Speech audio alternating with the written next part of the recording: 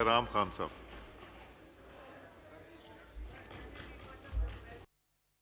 शुक्रिया जनाब speaker. Budget recommendations पे दो तीन ऑब्जर्वेशंस हैं, कुछ पे सपोर्ट भी है। एक तो राइट टू अरेस्ट जो एफबीआर को ये गवर्नमेंट देने जा रही है, ये इंतहाई ज़्यादती है किसी भी कारोबार के लिए। वो कारोबारी जिस पे आपने ऑलरेडी 60% टैक्स लगाया है डायरेक्ट और इनडायरेक्ट भी कुछ है, तो उस पे आपने एक तरफ टैक्सों का बोझ डाल दिया है, दूसरी तरफ गवर्नमेंट एफबीआर से नैब बना रही है, पंजाब पुलिस बना रही है, उसको पकड़ दकड़ का इख्तियार दे रही है। तो एक तरफ 60% प्लस टैक्सेस हों, दूसरी तरफ उसको ये हो कि जी मुझे एफबीआर वाके उठा के ले जाएंगे, उसके बाद फिर ऊपर हायर अथॉरिटीज़ से वो परमिशन लेंगे और फिर उस पर केस बनाएंगे। तो ऐसे कानून के साथ, ऐसे सख्ती के साथ कौन सा कारोबारी जनाब स्पीकर पाकिस्तान में आके कारोबार करेगा? आपके जो ऑलरेडी बिजनेसेस हैं वो जो मुनाफा कमाएंगे वो इस चक्कर में होंगे कि इधर से बेहतर है उसको मैं उठा के किसी दूसरे मुल्क में ले जाऊं, जहां पे एटलीस्ट उसको पीस ऑफ माइंड तो हो। यहाँ पे तो वो अपने ही पैसों में, अपने ही रोजगार के चक्कर में वो सारा दिन इससे डरेगा कि एफबीआर वाले मुझे आके उठा के ले जाए।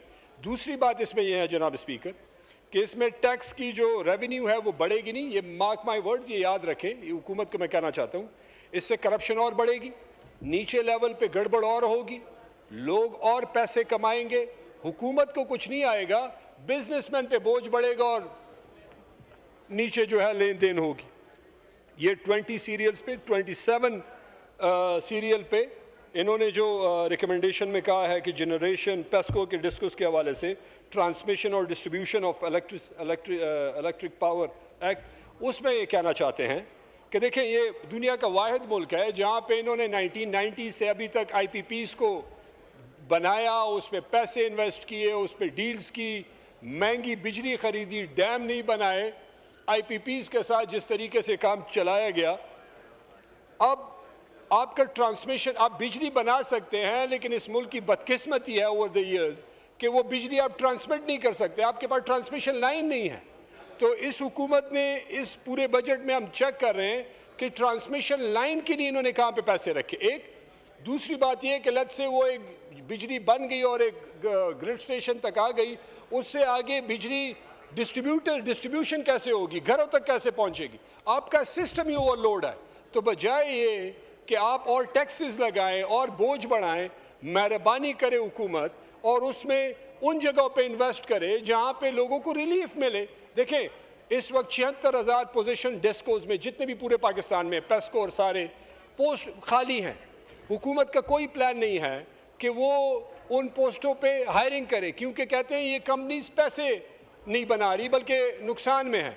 तो भाई जब आप लोगों को हायर करेंगे, लाइनमैन हायर करेंगे, बाकी लोगों को हायर करेंगे, तो वो जाके लाइन ठीक करेंगे, चोरों को पकड़ेंगे, बिल इकट्ठा करेंगे, सिस्टम इंप्रूव होगा। खैबर पख्तूनख्वा में तो वैसे भी लाइनमैन नहीं है, कुछ भी नहीं है, वहाँ पे लोग तकलीफ से दो चार हैं, बिजली का बुरा निज़ाम है, पूरे 3-3, 4-4, 5-5 यूनियन काउंसिल्स में आप पे कहीं पे वहाँ पे आपको पेस्को का स्टाफ नज़र नहीं मिलता। लोग अपने पैसों से, बल्कि पार्टी वर्कर्स पेस्को की ड्यूटी कर रहे हैं जी, हमारे सारे तहरीक इंसाफ वाले और बाकी, तो जुल्म का निज़ाम है वल्लाह। तीसरा जो 67 नंबर पे है जिसमें इसमें सेनेट रिकमेंडेशन में है, तो देखें हेल्थ में इनकी जो इनकी इन्होंने इन्वेस्ट किया है, या हेल्थ का बजट देख लें, एजुकेशन का बजट देख लें, तो इंतहाई अफसोसनाक है। कोई 31 बिलियन हेल्थ में है, कोई 112 बिलियन इनका एजुकेशन में है। तो अगर आपका एजुकेशन में आप पैसे नहीं बढ़ाएंगे, हेल्थ में आप पॉलीक्लिनिक चले जाएं, आप यहाँ पे शिफा चले जाएं जनाब स्पीकर, वहाँ पे लोगों के और अस्पतालों के, सिर्फ इस्लामाबाद का हाल देख लें तो इस हुकूमत की असलियत आपको वहाँ पे नज़र आ जाएगी कि वहाँ पे लोगों को जानवरों से बदतर ट्रीट किया जाता है, क्योंकि वहाँ पे फैसिलिटीज़ नहीं है, वहाँ पे बोझ है, वहाँ पे लोड है, नया कोई प्लान हुकूमत का नज़र नहीं आ रहा। इसके साथ साथ टीचर्स पे जो इन्होंने टैक्स, जो 25% रीबेट था जनाब स्पीकर, वो ख़त्म कर दी इस जालिम हुकूमत ने।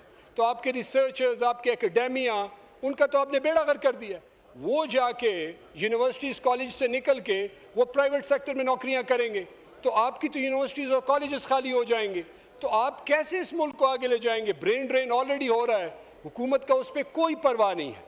तो मतलब इस पे भी थोड़ी सी सोचने की ज़रूरत है। 2 रिकमेंडेशंस जो सेनेट की अच्छी आई हैं, एक 81 जिसमें आपका कस्टम ड्यूटी, सेल्स टैक्स वगैरह, वो ये सेनेट रिकमेंडेशन के इसको 50% कट किया जाए।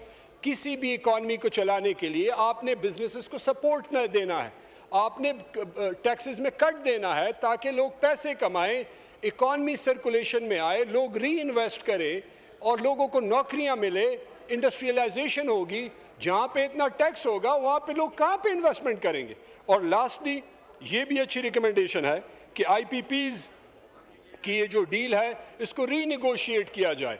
ये बिल्कुल ठीक बात है, क्योंकि ये जो आपके कैपेसिटी पेमेंट्स हैं वो गर्दिशी कर्जे हैं तकरीबन 2,000 अरब, वो तबाही की तरफ लेके जा रहे हैं। तो जनाब स्पीकर, हुकूमत को थोड़ा सोचना चाहिए और इसमें थोड़ी तवज्जो देनी चाहिए और उसको रीनिगोशिएट के लिए उसको तवज्जो देनी चाहिए। शुक्रिया। Thank you ji.